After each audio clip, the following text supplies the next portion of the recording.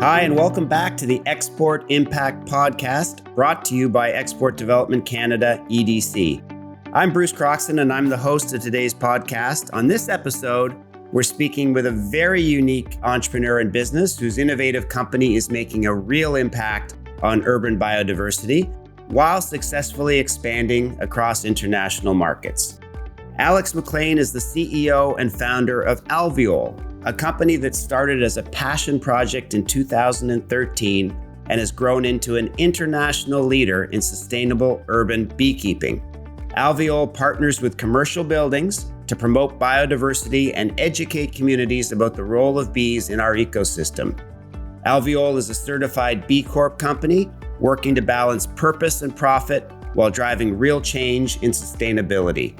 Alex is here today to discuss his experience in expanding Alvéole outside of Canada, the challenges encountered along the way, and the significance of being a purpose-driven business in the export industry.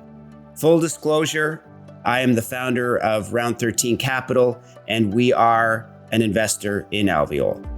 I'd like to begin today's episode by acknowledging that we're recording from my office in Toronto, which is on the traditional unceded territory of many nations, including the Mississaugas of the Credit, the Anishinaabe, the Chippewa, the Haudenosaunee, and the Wendat peoples, and is now home to many diverse First Nations, Inuit, and Métis. We value taking this moment to deepen the appreciation of our Indigenous communities, wherever we are, and remind ourselves of our shared debt to Canada's First Peoples. Welcome to the podcast, Alex. We're excited to have you join us today. Let's start by talking a little bit about Alvéole. So for those that don't know or haven't heard, let's start by just explaining why bees are so important to our natural environment. You've heard all the puns, but I can't resist. I guess what I'm asking is, what's the buzz on bees? Thanks for having me, Bruce. And I'm excited to have this conversation today and kind of dive into bees, but also the whole story of export, because that's been our main activity for the last couple of years. So when we talk about bees and kind of the business, the place that we're focused on is urban biodiversity. So the intention is to create cities that are more interesting for biodiversity and that will sustain different species and make the urban environment more healthy. The business itself, we've been focused on essentially working with real estate owners and transforming their buildings into places that will be better for biodiversity. And we've done that through working with bees and installations that we've done on their sites. And the ultimate idea is that we're using real estate, which is a big portion of our built cities, but transforming it so that it actually has a positive impact on biodiversity instead of a negative impact. Picking up on that, how exactly does it work then? I'm a commercial business owner. I may or may not know already that bees have a positive impact on the environment. I've got tenants that I'm trying to keep in the building, especially these days, or attract new ones. I've heard of Alvéole. We get into a discussion. What is it that you're going to do for me as the building owner? How does it work? You mentioned it, right? Like building owners are starting in a few areas. Like there's the element of sustainability and making the buildings more interesting from an environmental perspective. And that is pushed by tenants wanting that from their building owners, from investors that are investing in those buildings to want to have assets that are more sustainable. And then on the other side, you have another problem, which is the engagement of tenants. And that is essentially trying to keep and retain tenants inside the buildings that these owners have. So we charge a kind of recurring fee to do an installation. There's bees, right? So in our case, there's 50,000 bees that we'll set up on that building. And what we're trying to achieve with that installation and then the kind of maintenance that comes after that is to get those two outcomes on the sustainability side and on the engagement side. So on the sustainability side, what we're doing is by doing and installing the beehives, we're suddenly engaging people with this, the importance of bees and how important they are in good ecosystems and what they pollinate and all these different things that are critical. We get some very specific data as well, which I think we'll get into a bit later, data on how that building compares to its peers in terms of biodiversity and harmful chemicals and all these different things that we can identify from the installation that we do on site. And then the engagement side, we built a whole platform where tenants can participate and understand what's going on with this installation that's on their site. We do a series of workshops. We do virtual engagement. We built a whole program so that the tenants in the building have this kind of unique activity that they have at the building and that they would choose potentially this building over another because of this happening at that building.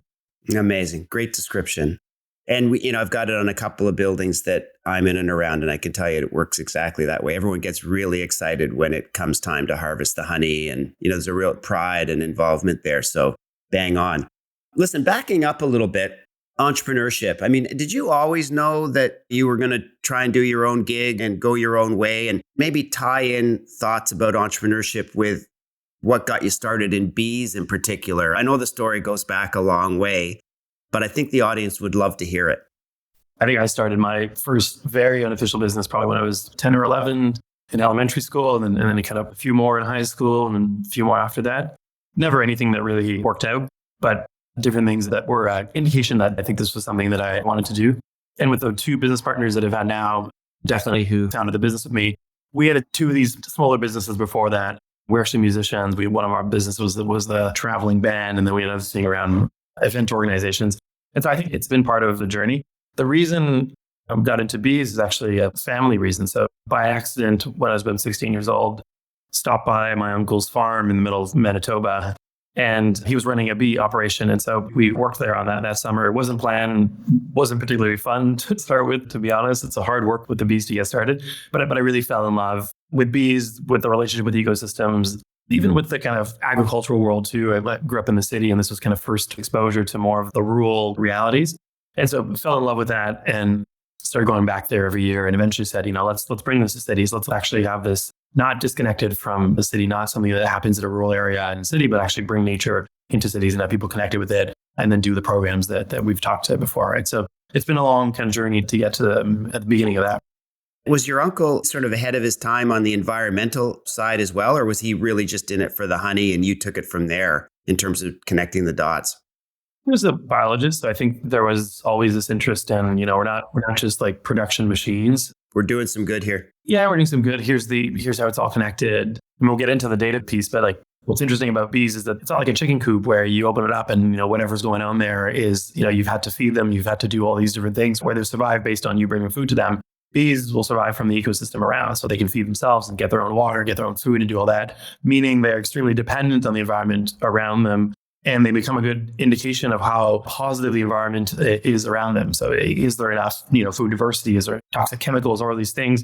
You can get an indication of that inside the hive. And he's the one that taught me that. And I got really excited about that. So, it's so funny when I'm hearing you say this, I'm thinking about tying it back to being an entrepreneur. Bees are kind of the ultimate entrepreneurs, right? Like they sort of go out, and if they don't get it done that day, they don't survive, or the hive doesn't survive, versus being in an ecosystem where you get everything handed to you as if you were working for something. Anyway, I digress. Listen, a lot of Canadian companies don't get outside their own borders. You guys are international, 70 cities, 7 different countries. It's a significant achievement for many companies to get outside their own borders. When did you first start looking at international expansion, and what motivated that decision? I'll backtrack a little bit. So when we started, we were in Montreal, and that was kind of the beginning of the operation. I think probably on year 2, it became clear that this would be a model where we're in cities and we're in densely populated cities. We're not necessarily increasing the radius and serving 500 kilometers from that city. We're a dense radius serving mainly kind of the downtown areas. And so it got clear that, we'd have to open up in new markets. And so I think Toronto was probably on the list after that. I don't think there was necessarily like a clear moment of, hey, we've worked on the model and let's go and expand. It was brutal to expand, to be honest, because we hadn't probably sorted out the model when we started. But we opened in the US after 5 years of operation. And before then, the 3 years before had been Toronto and Calgary and Vancouver. It seems like we were always kind of adding new markets. I was clear that in order to be successful, it wasn't going to happen in Canada necessarily. It was going to be in the US and ultimately in Europe, and build out what can be, 100 very successful cities, not a couple, right? And I know you've had a relationship with EDC for quite some time. And their mandate is to support companies like Alvéole in global expansion. What were some of the challenges you faced when expanding? How has EDC helped out? How have they been as partners? How have they helped Alvéole grow? It's been mainly through help with capital and understanding that the expansion to new markets wasn't the crazy things, right? There are lenders out there, especially for small businesses, that will say, hey, get the model right. Expand into your local cities if you need to, and get really solid before you take a big risk and go outside into the US or elsewhere.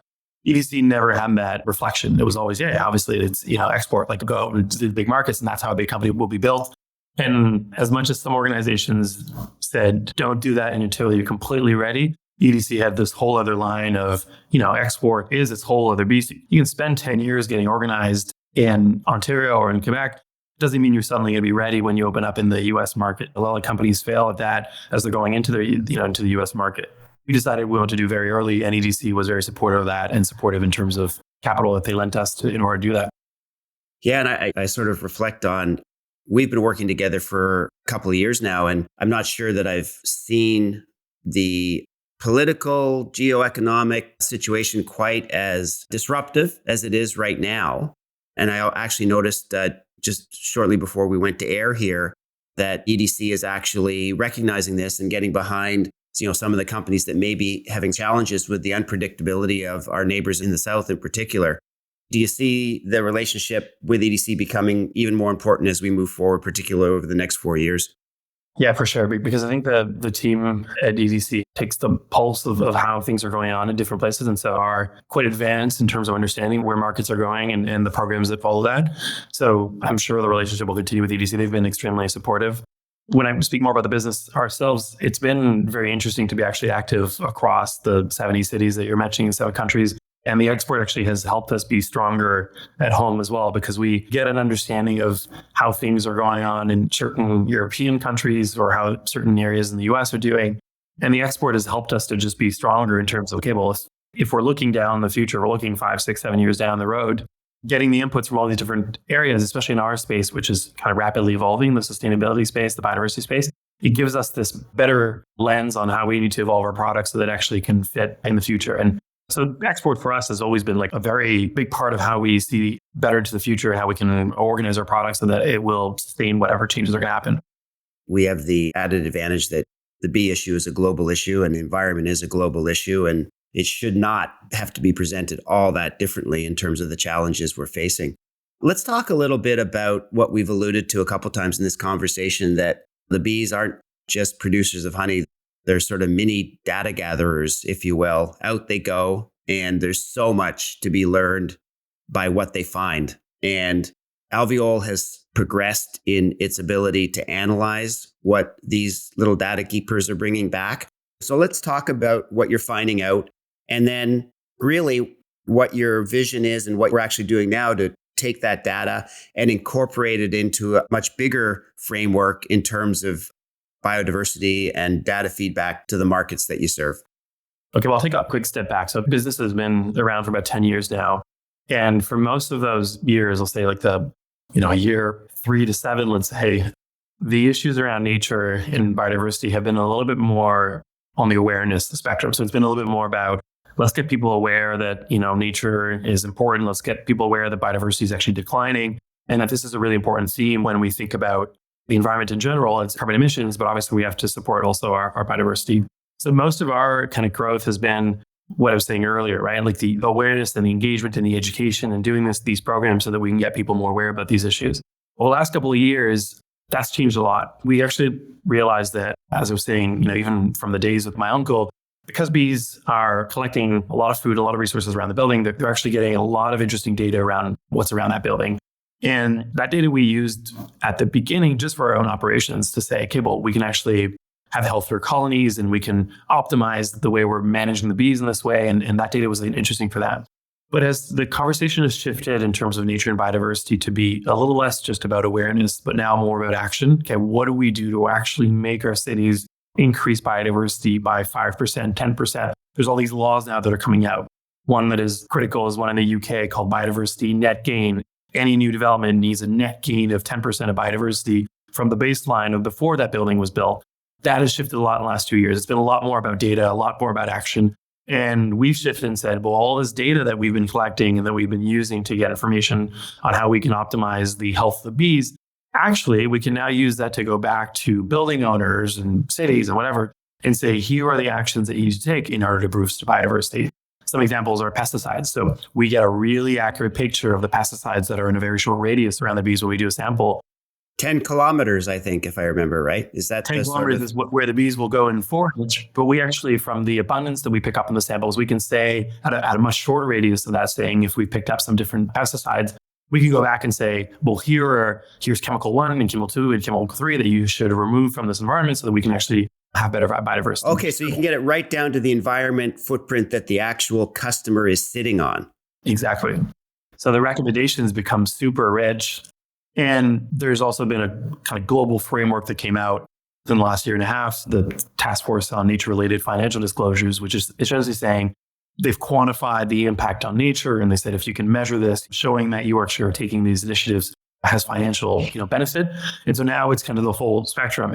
We get the data, we can actually recommend and action certain elements that have come out from the analysis, and they get points and certifications from these frameworks that are coming out. So it's the full spectrum now.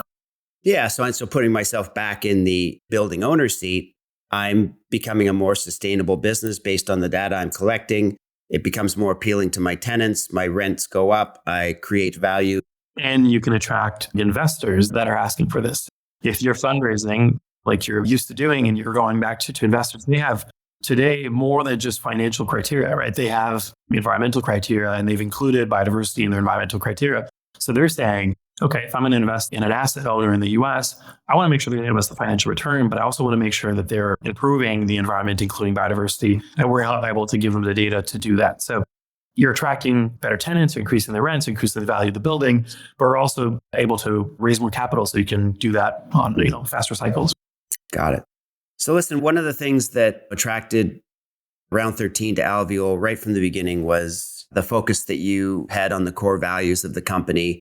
Obviously, the mission of the company is very consistent with and conducive to, having internal core values that support a higher purpose. What advice would you give to startups and small businesses looking to expand globally while staying true to their values? Because, it's often you either don't get the chance to grow as big as you guys have had, and then it's, sort of goes away as an issue, or you find sometimes the core values get lost as you expand and you lose control on who your next hire is going to be. They don't actually get to meet Alex potentially, What advice would you have for people that are ambitious, looking to expand, but also want to stay true to their purpose and values? Well, the advice I'd have is what seems like a bit of a soft and fuzzy exercise of codifying those values and saying, this is actually the stuff that we stand for, and this is actually stuff that we don't stand for. And this is the stuff that's really important for us in terms of the values and the behaviors and how people interact within the business and externally. We spent a ton of time at the early days. And I think my co-founders probably thought it was a lot too much and saying, when can we do some real work? When can we go back to expansion? When can we go back to speaking to customers? And I insisted a lot of I really want to get our BHAG, our values, our mission. I want to get that stuff really solid. And as much as in the early days, I think my co-founders had said, what are we doing here? Why are we spending all this time on this? I think today it's the only thing that holds us all together, and that means we have the right people in the business, right? It's, as you said, right? When it's not you that's necessarily hiring, when it becomes a hiring team and a people and culture team, and or even external hires, external firms, it can become very murky what's actually important to bring into the business in terms of the values. When we've made mistakes on that, there's nothing to slow us down more of someone that's not the right fit that comes in. And by the time you realize it, you're 4, 5, 6, 7 months in, and you have to undo a lot of this stuff. And it just has such a negative impact on the business. I'm really happy that we've spent all this time up front to build that. And now it's part of our onboarding, it's part of our training. Every all hands, we celebrate values. I even have compensation tied to values now. So, if you're going to get an increase in that, it's actually tied to your values of the business. So we've put it across the board, and it's really helped us to get the right people. And especially when you're going internationally and you're adding Dutch people into the business and you're adding California people in the business, you're French people in the business, and the common set of values to make sure that across the board, people are going to always be different, right? It's not a question of having the same people, but they'll have a common set of values has been really critical for us.